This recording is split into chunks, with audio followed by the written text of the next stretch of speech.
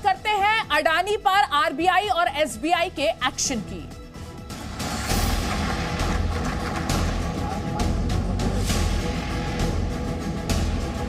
The interest of my investor is paramount and everything is secondary. Hence, to insulate the investors from potential losses, we have withdrawn the FPO. जो सदस्य इसके पक्ष में वो हाँ कहें, जो सदस्य इसके विरोध में वो ना कहें। सरकार के संरक्षण में हुआ शताब्दी का सबसे बड़ा घोटाला भ्रष्टाचार है। हम इसमें जांच की मांग करते हैं।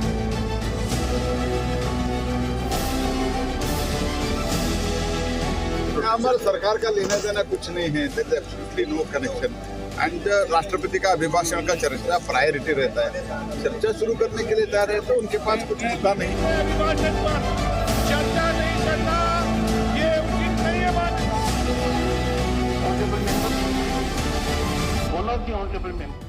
तो बड़ी खबर, अडानी मुद्दे पर आरबीआई और एसबीआई का बयान सामने आया है। देश के बैंकों की स्थिति स्थिर है। आरबीआई का कहना है कि देश के बैंकों की स्थिति स्थिर है। अडानी समूह पर कुल लोन का 0.88% कर्ज एसबीआई ने यहां पर बताया है।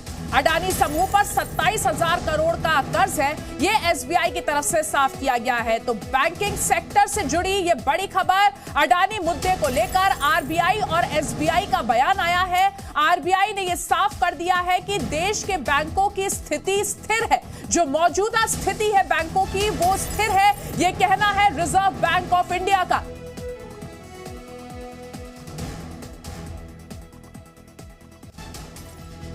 और अडानी पर हिंडनबर्ग की रिपोर्ट को लेकर शुक्रवार को भी संसद नहीं चल पाई, जिसके बाद दोनों सदनों की कार्यवाही सोमवार तक के लिए स्थगित कर दी गई। अडानी के ऊपर आरबीआई और एसबीआई ने भी नकेल कसने के लिए एक्शन शुरू कर दिया है। पूरी रिपोर्ट देखिए। अडानी पर सबसे बड़ा एक्शन।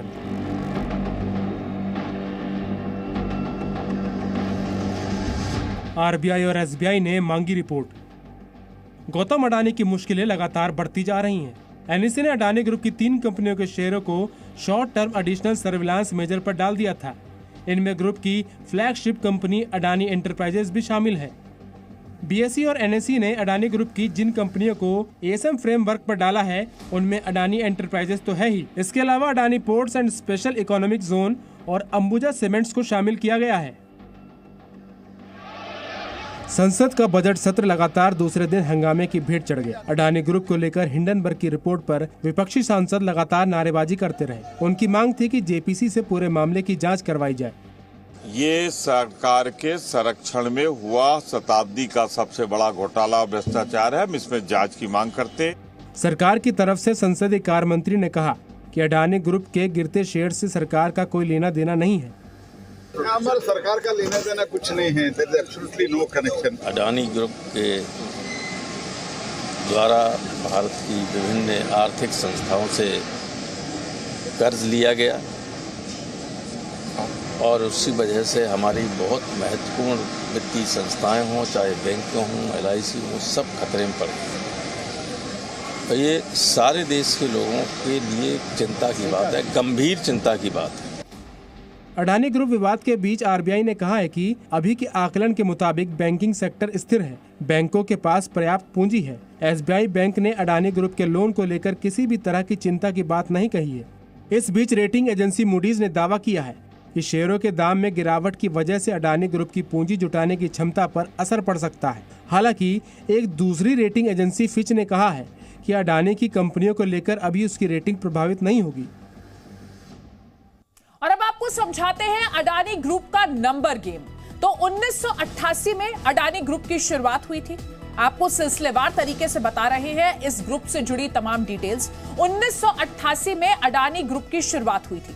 2023 में हिंडनबर्ग की रिपोर्ट आई और हिंडनबर्ग की इस रिपोर्ट में पूरा अडानी एम्पायर घिर गया।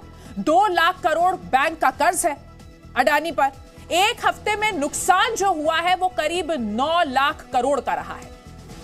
21वें नंबर पर फिसले हैं अमीरों की लिस्ट में अडानी। 20,000 करोड़ का एफपीओ उन्होंने रद्द किया। तो ये कुछ आंकड़े हैं जो गौतम अडानी से जुड़े हैं और जिन्हें लेकर इस वक्त वो हर जगह चर्चा में है।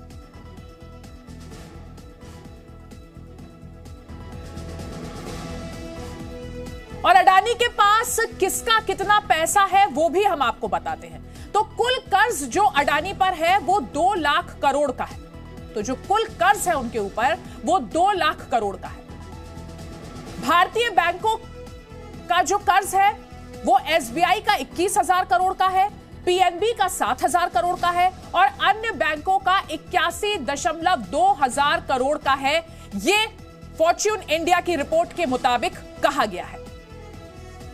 एलआईसी का निवेश जब हम बात करते हैं तो वो 35,917.31 करोड़ रुपए एलआईसी की तरफ से जो स्टेटमेंट आया है उसके जरिए पता चला है। उधर कांग्रेस लगातार इस मुद्दे पर हमलावर है। कांग्रेस नेता शक्ति सिंह गोहिल ने अडानी ग्रुप के मुद्दे पर सेबी की खामोशी को लेकर भी सवाल उठाए हैं। देखिए क्या कहा उन्होंने। कांग्रेस नेता शक्ति सिंह गोहिल हमारे साथ हैं इस वक्त। आप भी राज्यसभा में, आपने भी तस्वीरें देखी, आप भी मौजूद थे। लोकसभा में भी विपक्ष का लगातार हंगामा जारी है। आखिर आप लोगों की मांग क्या है? क्योंकि सरकार कह रही है कि आप संसद ही नहीं चलने देंगे, तो ये तो लोकतंत्र। देखिए, ये उपदेश देने वाले लोग पहले तो ये अपना इतिहास देखें। अरुण जेटली जी थे, सुषमा स्वराज जी थी, हमारी सरकार थी। 246 मांगते थे, हम देते थे, बार बार मांगते थे, देते थे। और छूट मूट के मुद्दों पे सदन नहीं चलने देते थे। और उस वक्त ऑपोजिशन में बीजेपी के नेता थे अरुण जेटली जी और सुषमा जी, वो कहते थे कि हाउस नहीं चलने देना पार्लियामेंट्री टैक्टिक है और विरोधी दल के पास यही एक हथियार होता है जिसका बार बार उपयोग करना है। तो हम बार बार तो नहीं उपयोग करते, हम तो ये कहते हैं कि 246 अलाउ करो, बहस हो, हम मुद्दे रखें, उसके बाद में आप अपने दोस्त की वकालत जो करना है कर देना, और चर्चा तो करो हाउस में। और एक जेपीसी का गठन, अगर कुछ चोरी नहीं हुई है, आपके दोस्त का सब चंगा सी, तो जेपीसी से क्यों डर रहे हो भाई? जेपीसी करवाओ ना, उसमें तो सभी पार्टी के एमपीज होंगे, जांच होगी, दूध का दूध, पानी का पानी हो जाएगा। आज अमेरिकी शेयर मार्केट से भी अडानी ग्रुप से दिया गया है जो उनका शेयर।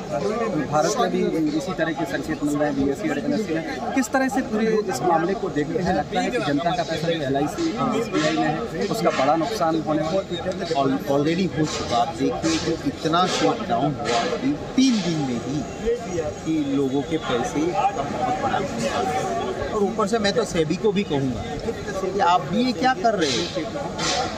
आपकी भी जिम्मेवारी बनती है। आप तो जिसके घर में चोरी हुई है उसको सजा दे रहे हो और चोर को फायदा दे रहे हो, ऐसा मत करो। सही तरीके से करना चाहिए और लोगों की लूट चलाई है, देश की जनता को लूटा है। क्या प्रधानमंत्री जी के दोस्त हैं या उनका हवाई जहाज यूज़ करते थे? इसका रिवॉर्ड ये तो नहीं हो सकता है कि देश को आप लूट लो। हम जेपीसी मांग रहे हैं, चर्चा मांग रहे हैं, और पास में 246 बहुत बार मिली है, दे दें। हम तो सदन में बात करने के लिए, चर्चा करने के लिए ही तो आते हैं। लग रहा है सेबी खामोश है। देखिए, सेबी को जिस तरह से प्रोएक्टिव रोल करना चाहिए वो नहीं कर रही है। मैं गुजारिश करूँगा। बहुत धन्यवाद। तो शक्ति सिंह गोहिल साफ तौर पर कह रहे हैं कि सेबी इस मामले में, उनसे गुजारिश है कि सेबी इस मामले में कार्रवाई करे आगे। ब्रह्म प्रकाश दुबे, जी मीडिया, दिल्ली।